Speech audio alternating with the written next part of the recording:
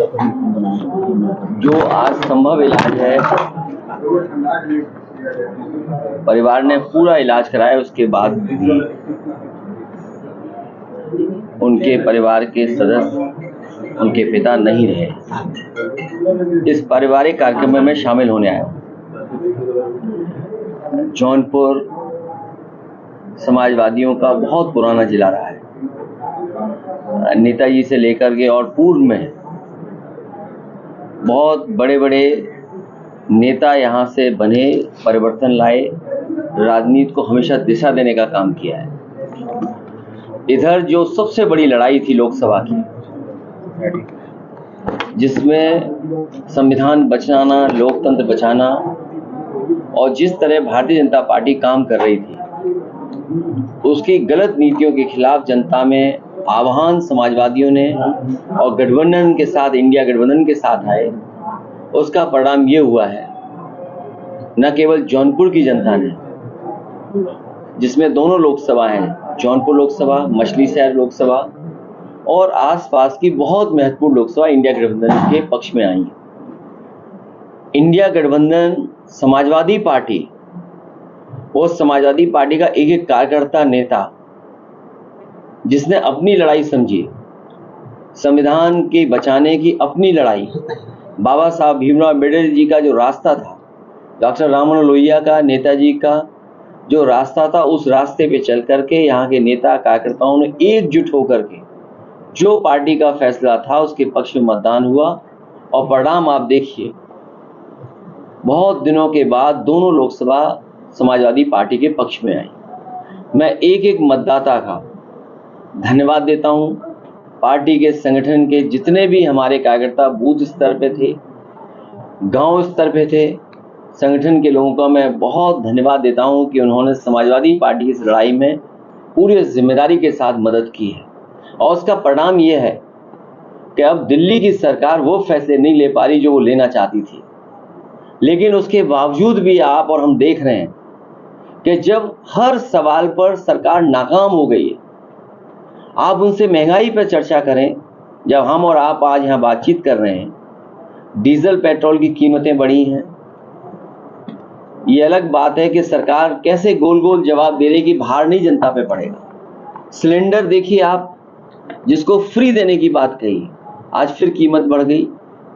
और जिस तरीके से अमेरिका आर्थिक रूप से पाबंदी लगा रहा है अपनी अर्थव्यवस्था बचाने के लिए, अगर वो अपनी अर्थव्यवस्था बचा रहा है और पाबंदियां लगा रहा है, तो भारत की अर्थव्यवस्था को कौन बचाएगा? जब भारत की अर्थव्यवस्था नहीं ठीक चल पा रही है, तो जो निवेश करने वाले लोग हैं अपना पैसा निकाल लें, उसका परिणाम ये है कि सेंसेक्स लगातार नीचे जा रहा है। महंगाई पे ये जवाब नहीं देना चाहते हैं। बेरोजगारी इतने बड़े पैमाने पे फैल गई है कि आने वाली सरकार अगर फैसले भी लेती है तो कब बेरोजगारी को दूर कर पाएगी? कुछ लोगों को लाभ पहुंचाने के लिए सरकार हर फैसला ले रही है। अभी मुद्रा योजना का 10 साल पूरे हुए हैं। आप खुद सोचिए, अगर 52 करोड़ लोगों को इन्होंने मुद्रा योजनाओं से जोड़ा है, और ये बात उन्होंने सरकार में कही थी कि हर व्यक्ति को नौकरी मिलेगी इस मुद्रा योजना के माध्यम से, जो कारोबारियों की मदद की। अगर 52 करोड़ लोगों को इन्होंने मदद की है, 33 लाख करोड़, तो अगर एक व्यक्ति जिसको मुद्रा लोन मिला है, अगर उसने 2 लोगों को नौकरी दी है, तो इसका मतलब तो यह है कि नौकरी खत्म हो जानी चाहिए थी, अब नौकरी की जरूरत ही नहीं थी किसी को। ये तो उन्हीं की बात मैं कह रहा हूं जो आपसे मैं आज शेयर कर रहा हूं। और फिर हमारे मुख्यमंत्री कहते हैं कि अगले 3 साल में हम जीरो पॉवर्टी कर देंगे। हमारे मुख्यमंत्री जी कुछ जानते नहीं है। अगर उन्हें वीवो का मोबाइल दे दो तो कहो वो भी ना चला पाए, आईफोन दे दो तो कहो दीवार पे मार दें। क्या कह रहे हैं कि 3 साल में हम गरीबी दूर कर देंगे, जीरो पॉवर्टी कर देंगे। ये किस बात का नारा है? और फिर zero tolerance law and order के लिए सुप्रीम कोर्ट क्या कह रहा है? सुप्रीम कोर्ट कह रहा है जो बात हम लोग कहते थे, वो बात सुप्रीम कोर्ट कह रहा है कि कानून व्यवस्था उत्तर प्रदेश में है ही नहीं, खत्म हो गई है। कानून व्यवस्था के नाम पर कुछ हो ही नहीं रहा है। मनचाहा अधिकारी काम कर रहे हैं, मनचाहा अधिकारी मुकदमे लगा रहे हैं, मनचाहा लोग पैसे वसूल रहे हैं। और जौनपुर से बेहतर कौन नहीं जानता, याद करो वो पुजारी की घटना, क्या आज भी जेल में नहीं है पुलिस के लोग? मुझे वो दिन याद है जब एक बच्चा केवल टिकटॉक बना रहा था, वो मुस्लिम बच्चा था, टिकटॉक बना रहा था, पुलिस ने दबाव बनाया, उसके बाद पिताजी से पैसा लेना चाहते थे, जान चली गई बाद में। हमारा पूरा डेलीगेशन पार्टी का पहुंचा था, न जाने कितने बेगुनाहों को मार दिया। और यही जौनपुर है जहां पर अपनी नाकामी छुपाने के लिए बैंक डकैती के मामले में एक फेक इनकाउंटर किया था। फेक इनकाउंटर इसी जिले में हुआ था।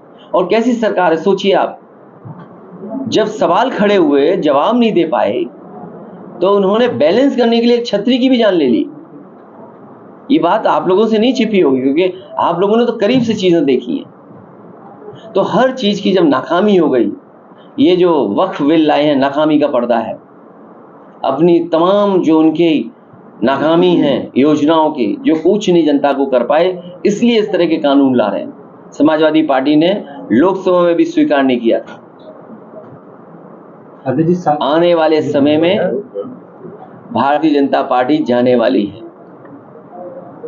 भारतीय जनता पार्टी पीडीए की ताकत को, पीडीए की एकजुटता का सामना नहीं कर सकती भारतीय जनता पार्टी।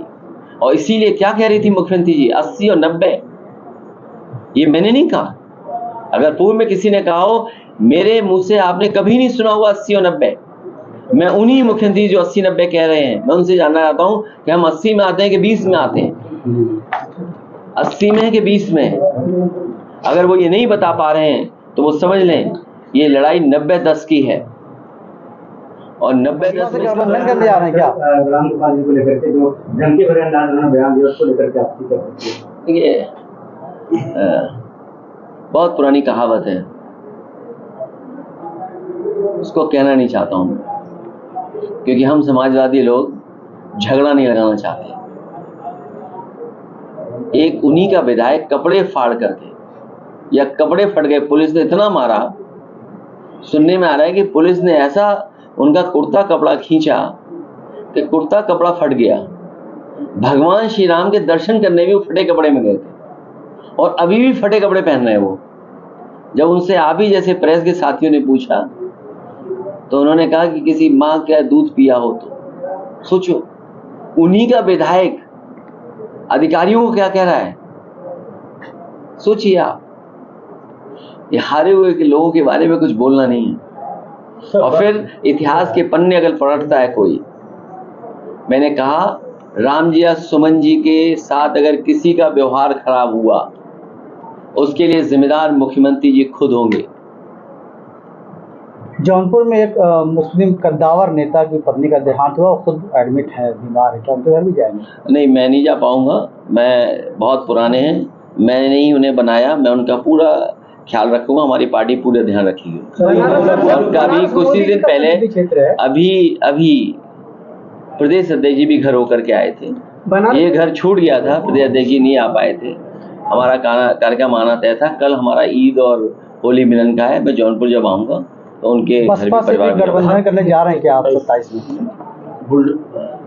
बीजेपी का सवाल मत पूछो। कानून के खिलाफ आप लोग सुप्रीम कोर्ट जाएंगे क्या? ये नया जो कानून बना है, इसके खिलाफ आप लोग सुप्रीम कोर्ट जाएंगे? हमारी पार्टी अपनी कानूनी, और जो लोग सुप्रीम कोर्ट गए हैं हम उनके पक्ष में हैं। आपने लोकसभा में सुना होगा, समाजवादी पार्टी के राष्ट्रीय प्रमुख महासचिव ने यही स्टेटमेंट दिया था कि अब हमारे पास एक ही रास्ता है, सुप्रीम कोर्ट जाए।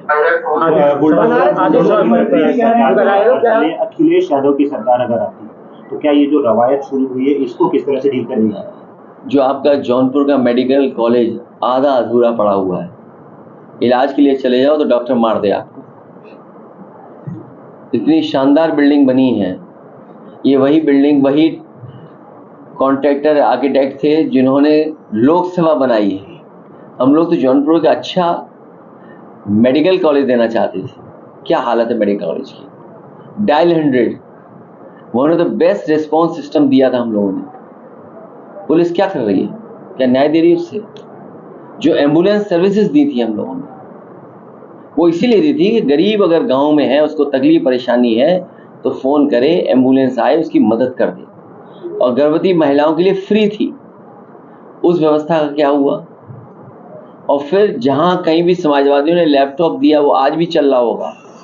जो नेटवर्क आप इस्तेमाल कर रहे हैं, जिस नेटवर्क पे आपका चल रहा है ये मोबाइल, उस इन्वेस्टमेंट को लाने का काम समाजवादियों ने किया था। और उसी का परिणाम ये है कि आज इंटरनेट और उस तरह की सेवाएं बड़े पैमाने पर पहुंच रही हैं गांव-गांव। और बिजली, ये केवल मीटर लगा रहे हैं, बिजली महंगी कर रहे हैं, सस्ती नहीं होने दे रहे हैं बिजली। और हमारे मुख्यमंत्री जी तो एक कारखाना नहीं लगाया बिजली का। बनारस में गैंगरेप हुआ है, गैंगरेप हुआ सर। ये घटनाएं जो वाराणसी में हो रही हैं दुखद हैं। और अगर संख्या और नंबर हम देखें, अगर देश में सबसे ज्यादा असुरक्षित महिलाएं कहीं हैं तो उत्तर प्रदेश में। पुलिस का कहना है कि अब नए तरह के माफिया पैदा हो जाएगा। पुलिस की क्यों मानते हो? पुलिस खुद ही माफिया का काम कर रही है। आपको नहीं पता क्या? आपको पता होगा घटना बरेली की, पुलिस ढूंढ रही पुलिस को, पुलिस अपहरण कर रही है, पुलिस ही एफआईआर लिखा रही पुलिस की, और पुलिस ही पकड़ के ला रही है। ये कभी देखा आपने? सुना हुआ कभी आपने कि पुलिस को पकड़ रही है? कभी बसपा में रहे दद्दू प्रसाद, अब आपके साथ आगे क्या सपा और मजबूत होने जा रही है क्या? अभी बहुत सारे लोगों को जोड़ने का काम होना है।